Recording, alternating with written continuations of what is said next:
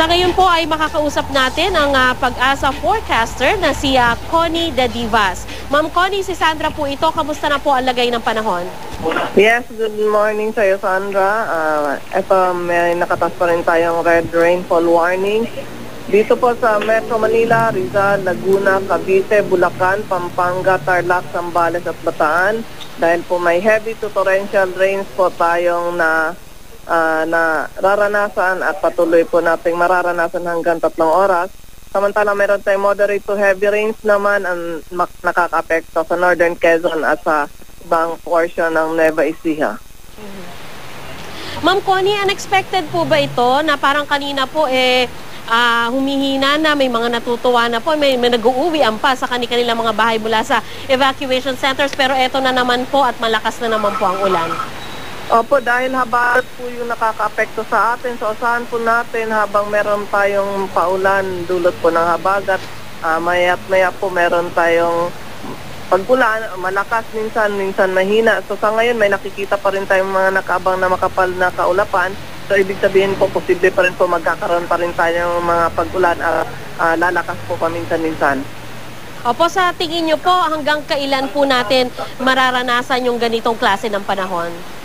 So nakikita po natin hanggang bukas, monsoon rains pa rin po mararanasan natin dito sa may buong Luzon at sa Western Visayas. And then by Thursday po, habang bumibilis yung paglayo ng bagyo, posible pong magkakaroon na tayo ng gradually improving weather by Thursday.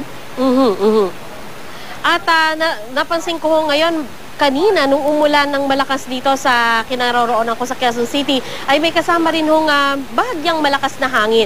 Ano po ang maaabiso nyo sa ating mga maglalayag, Ma'am Connie? Yes, may nakataas po tayong gale warning sa buong seaboard po ng Northern and Central Luzon at saka sa Southern Luzon dahil talagang mataas po ang mga alon, umabot hanggang 3.4 to 5.0 meters po ang wave height natin sa mga nabanggit na areas. Nababanggit din po yung yung mga kababayan natin na nasa evacuation center na umuuwi pa. Tama ho ba yun? Kasi para hong nabanggit din ni Governor Remulla kanina na sa tansya nila pwede na ring umuwi yung ilan sa ating mga kababayan na nasa evacuation center. Kayo po, ano po ang abiso nyo sa kanila? Sa ngayon po, yung mga areas na under ng red rainfall warning, no, yung mga nabanggit ko kanina, dapat po ay dapat manatili muna sila sa mga evacuation centers dahil talaga malakas pa rin po ang boost ng ulan at sa nakikita ko po dito sa ating satellite image, talagang meron pa pong paparating na makapal na kaulapan.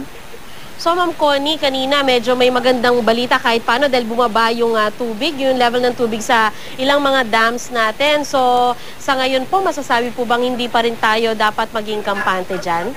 Tama po yun. Dahil sa ngayon, malakas pa rin po ang hanging habag at hanggang bukas po nakikita natin na talagang meron pang malakas na habag na makaka-apekto sa atin.